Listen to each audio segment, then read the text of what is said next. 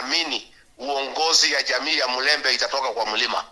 Kwa hivyo mimi naomba mshikane na watu ya mlima, tutafute serikali pamoja. Tutafanya hivi watu wetu. Mimi mwaka ujao nitapanga safari nikuje huko Kisa East, nifike huko tuonane macho kwa macho, nikuje niseme asante, nilitaka kufika lakini nyumbani mimi kuna maneno nikapanga na huyo Kilio, kwa sababu ningekuja mimi nifanye mimi mwenyewe, nimeshindwa kufika, lakini iko namna hii ambaye nitapanga. Msikuwe na wasiwasi, tutachungana vizuri na tutakaa vile natakikana. Kwa hivyo Mheshimiwa Okwiri, fanyia hiyo watu ya Kisa East kazi, watetee, hakikisha wamepata huduma, wamejengewa barabara, wamepata basari, wamepata kila kitu, kwa sababu wamekuamini, na vile wakuamini lazima wafanyie kazi. Tumekubaliana watu wetu? Asanteni sana, Mungu awabariki. Makofi kwa Rigiji. Muonyesha hivi kwa mkono, najua naona mahali yako amekamata hiyo message. Ayaya, mmemsikia mjamsikia? Wale walisema hajafika ama hatafika, amefika. Siambiwe tunyamaze. Juzi Rigiji ameongea sana. Tunaona hii Media Council of Kenya inamwandikia barua ati sababu amesema waandishi wa habari hawaandiki vilivyo. Sasa mimi nauliza, hii Media Council of Kenya, wakati waandishi wa habari wamepigwa wakati wa hii by election, mbona hamkuandika barua mseme wasipigwe? Wakati yule mwandishi wa habari kutoka hii stesheni za Media Max, Kameme na kwingine walipigwa tear gas pale Murang'a, mbona nyinyi hamkuandika barua mseme Kasongo mbona unapiga watu waandishi wa habari na tear gas? Lakini Rigiji akiongea kuambia mwandishi wa habari aandike vilivyo, mnamwandikia barua ati anatisha waandishi wa habari. Sasa ukiambiwa useme ukweli, hiyo ni kutishwa. Hiyo ni kutishwa. Kila wakati tukitembea na yeye ananiambia, mheshimiwa asante ulinisaidia, lakini namwambia hapana, nilikusaidia kwa sababu you are a good leader. Tumekaa na yeye kwa campaign na nimeona ni kiongozi mzuri, si ndio? So Aduda, congratulations. Na vile nilikuwa nimekaa hapa, Mheshimiwa Kanoti ametuma salamu zake. Ningependa ndugu yake aje apeane officially. Mheshimiwa Gideon, kuja upeane salamu za Kanoti. Bas, mimi tu ni kuambia kwamba mmesikia yale viongozi wameongea na sio mzaa. Ningependa kuongea na watoto wetu wa Western Region kwamba hii maneno tunasema one term sio mzaa. Hii maneno tunasema kwamba tunaenda kuunda serikali inayokuja ni maneno ambayo is very serious.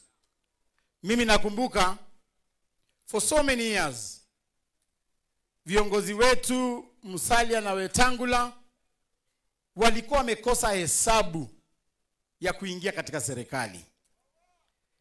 Wazee wetu wakina Francis Atwoli walikuwa wameelekeza Waluya mahali pa kupoteza. Last election ilibidi mimi nijitokeze wakati nimeona jamii yote inaenda kuzama, sababu jamii yote Musalia, Wetangula, Atwoli, Oparanya, wabunge wote walikuwa wameenda kusimama nyuma ya Raila Odinga. Lakini mimi nilipiga hesabu, sababu mimi am a factual guy. Mimi wasipendi hii siasa ya kusema oye alafu unaanguka. Mimi napiga hesabu, naona kama haiwezekani, nasema ni ngumu. Nilikaa chini nikapiga hesabu ya utawala wa Kenya hii. Nikaona huyu William Ruto hata kama mpendi mapua yake, lakini hesabu yake inaingiana. Nikasema huyu William Ruto hata kama tupendi masikio yake, lakini hesabu yake inaingiana. Nikasema huyu William Ruto hata kama hii meno yake haishikani vizuri, lakini hesabu yake inaingiana. Nilienda nikakalisha Musalia chini. Nikamuuliza Musalia, wewe unataka kusimama urais? Tuambiane ukweli. Mimi niko kwa chama chako cha ANC nataka uniambie ukweli. Wewe unataka kuwa rais wa Jamhuri ya Kenya. Leo hii Raila akisimama kura ya urais, na wewe Musalia usimame, na Ruto asimame. Hebu niambie wewe Musalia, nani anaweza shinda kwa hao watu watatu?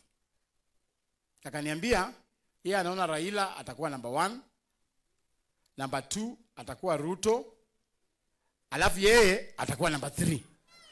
Sasa nikamuuliza, sasa kama unajua unaenda kuanguka, kwa nini unasimama kura? Nikamuuliza, sasa wewe umekuwa kwa muungano wa NASA na Raila, wewe na Wetangula mumekosana. Raila ameenda kwa handshake na amewaacha nje, na wewe umekasirika na Raila na umesema kwamba hautai msupport tena. Sasa ukisimama na ukuwe number 3, jamii yetu itafaidika aje? Akaniambia kwamba yeye akisimama atahakikisha kwamba amekosa runoff, kwamba kutakuwa na rerun, si ndio? Ile kwamba baada ya kura kama mtu hajafikisha 50+1 tunarudi tena uchaguzi mwingine kuchagua kati ya number 1 na number 2. Akaniambia at that point ataweza bargain na ile serikali ambayo itakuwa imeshinda. Sasa nikamuuliza, utabargain aje na Ruto atakuwa tayari na deputy wake, Raila atakuwa tayari na deputy wake, so utakuwa na bargain, unataka kiti gani? Ati kiti ya uwaziri. Sasa namuuliza, wewe unasimama kura kwa sababu unataka kuwa waziri? Si uombe tu waziri kati ya Raila na Ruto, tuchague twende tuangushe ratili mmoja wao kwa rais. Akaniambia yeye hawezi support Raila. Nikamwambia basi fanya hivi, twende tuongee na William Ruto, sababu wewe tukiongea na William Ruto wewe utakuwa kwa serikali katikati. Mimi ndio nilianza kuongelesha William Ruto na nikashika Musalia mkono nikampeleka kwa William Ruto. Hawakuwa maiongea miaka 6 hata kwa simu. Nikawabukia apartment pale Karen.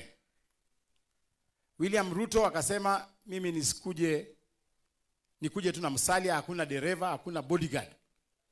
Na pia Musalia akasema William Ruto akuje tu peke yake na dereva yake. Faruk Kibet ndio aliendesha gari ya William Ruto. Mimi Cleophas Malala ndio niliendesha gari ya Musalia Mudavadi.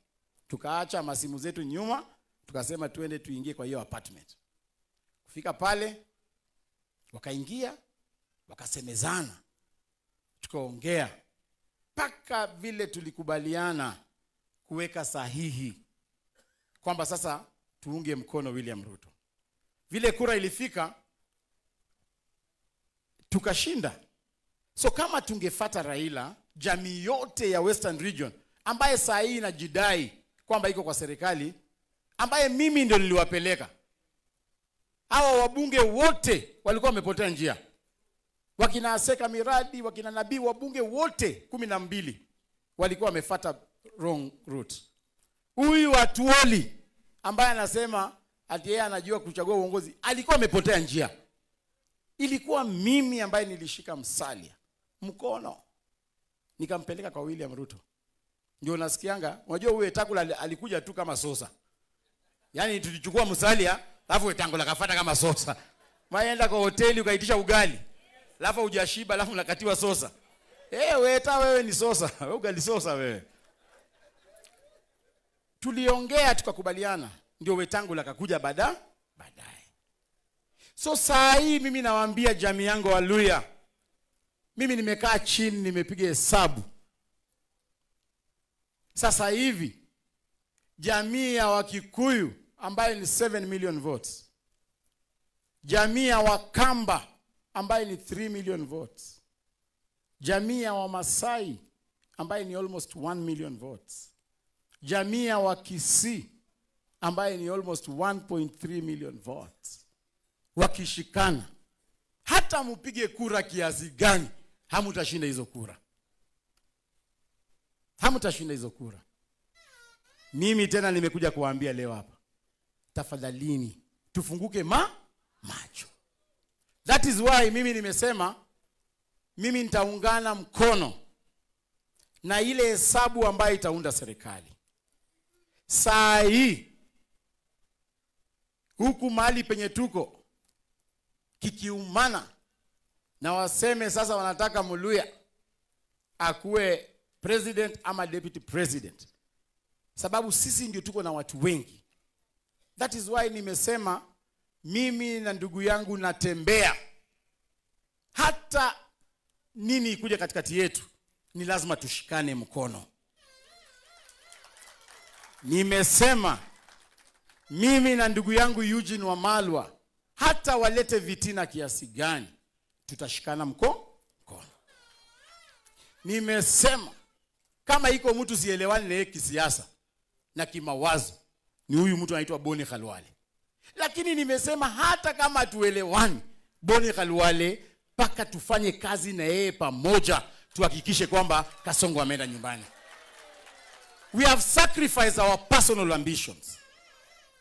Na sisi hatusemi tu Kasongo aende nyumbani ati kwa sababu tumepiga hesabu. This man is a betrayer. Huyu mtu unamsaidia anavuka mto na anakupiga risasi anakuzamisha hapa. Huyu jamaa alishindia Raila Odinga kura 200,000 peke yake.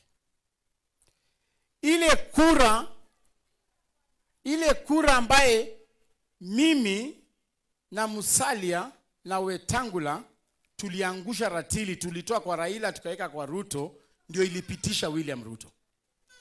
Vile tulifika pale akanipatia kazi ya Secretary General. Tafadhali huyo mtu aache kufanya hiyo kitu. Tafadhali. Huyo jamaa wakati nilikuwa Secretary General nilijionea mambo sijaiona bana. Kitu ya kwanza ambaye ilifanya mimi nikaachana na William Ruto ni kwamba mimi naogopa damu kwa mkono yangu. Mimi naogopa kukaa kwa mkutano ambaye inapanga kwenda kuua mtu. Muliona wakati wa Gen Z on 24th of June, 26th or 24th, 26th of June last year.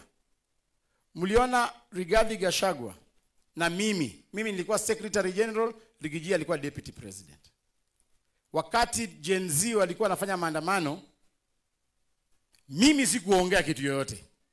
Nilikuwa naambiwa kama msemaji wa chama, enda sema polisi wapige watu risasi, nikakataa kuongea. Muliona Rigiji alimuacha Nairobi State House, akaenda Mombasa kwenda kumpinga rais wake. Ilikuwa kwa sababu tulikuwa tumekataa kuhusishana na mambo ya kuua Gen Z. So akaona hawa jamaa hawanielewi, akaamua kunitimua katika ofisi, sababu alikuwa ameniambia sasa niweke sahihi ya ile impeachment ya Rigiji kama Secretary General. Mimi nilikataa kuweka sahihi. Vile nilikataa, akasema wewe Malala enda nyumbani. Akaenda kwa Rigiji akasema aenda nyumbani. Mtu ambaye alimpatia 4 million votes.